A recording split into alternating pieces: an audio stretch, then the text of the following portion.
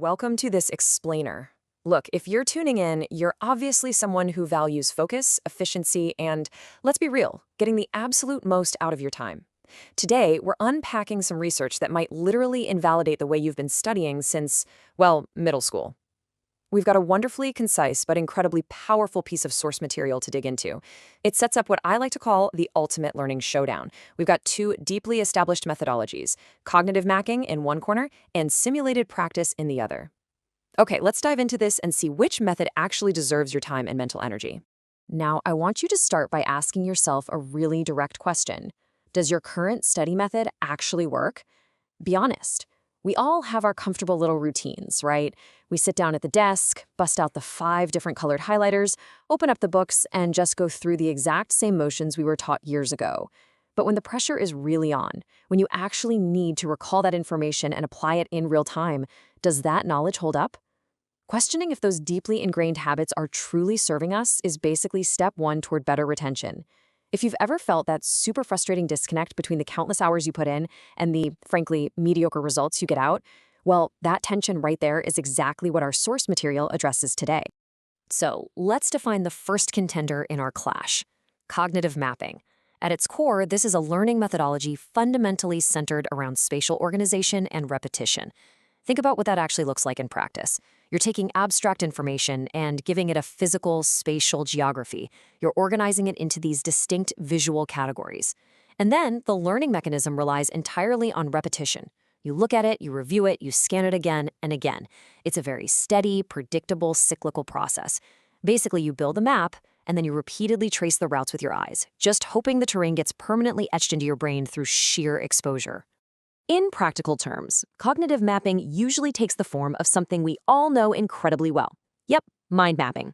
It's the bubbles, the connecting lines, the beautifully color-coded branches radiating out from a central idea.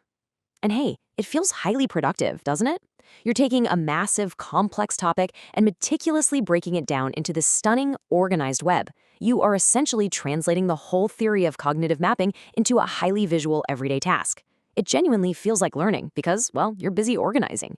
But, as our source text reveals, organizing data is definitely not always the same thing as mastering data. Now, what's really interesting about this slide is how our challenger completely flips the script. Enter simulated practice.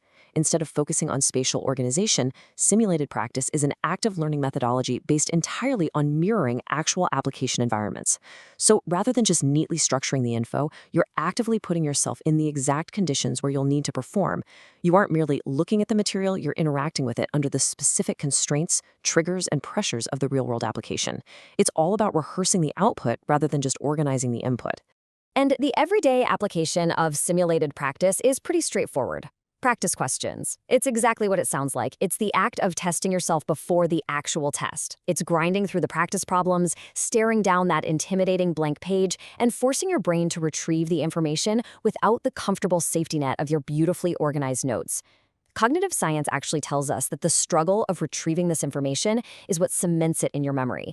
This concept, it's often called desirable difficulty, proves that the harder your brain has to work to fetch a fact, the stronger that neural pathway becomes. This is what simulated practice looks like when you sit down for a focused session. It's hands-on, it's direct, and yeah, it is inherently demanding. So here is our heavyweight bout. On one side, mind mapping. On the other, practice questions. On the left, we've got the spatial, organized, repetitive process of drawing out your knowledge. And on the right, we have the active, demanding, mirror environment process of constantly testing your knowledge. Now, for years, educators and learners have used both, sometimes interchangeably, kind of operating under the assumption that any time spent engaging with the material is time well spent. But our source text, it draws a very hard, unyielding line between these two approaches. They are absolutely not equal. This brings us to the absolute core thesis of our source material, and I'll tell you, it doesn't pull any punches. Simulation beats repetition. So the crucial point is right here. The source isn't just gently suggesting simulation is a nice alternative. No way. It declares a decisive victory.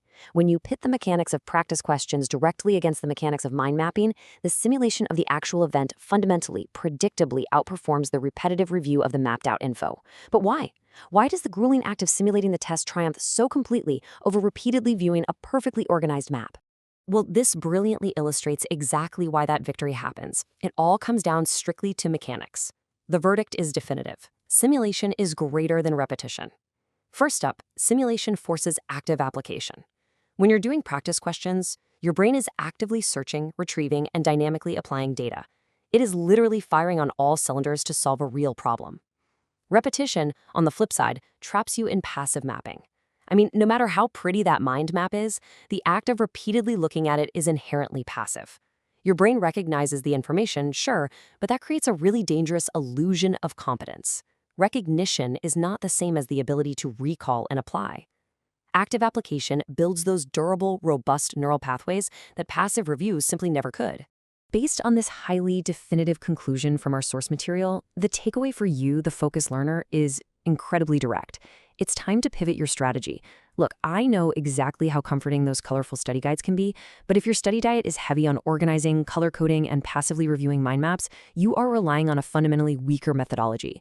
You need to upgrade your focused learning right now. Shift your valuable time away from merely mapping out what you need to know and ruthlessly redirect it toward actively simulating how you're going to be asked to use it.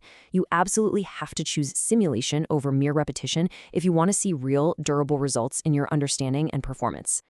So I want to leave you with this final thought to completely reframe your next study session. Are you preparing for the test or just drawing a map of it? A map can show you where the mountain is, but it takes actual practice to climb the thing. Stop just looking at the terrain. Force yourself into the active simulation. Start doing the practice questions. Embrace the struggle of retrieval. And I promise you'll see your mastery of the material fundamentally transform. Thanks so much for joining me for this explainer, and I really look forward to exploring our next topic with you soon.